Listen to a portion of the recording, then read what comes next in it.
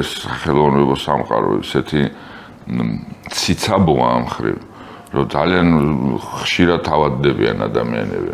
და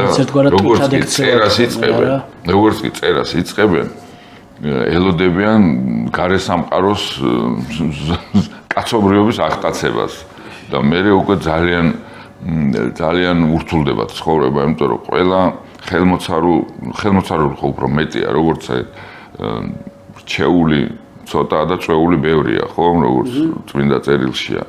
სახელმწიფო სამყაროში წესია, წვეული მოწადინე ბევრია და შემძლე მღირებულების შემქმნელი ძალიან ცოტაა თან.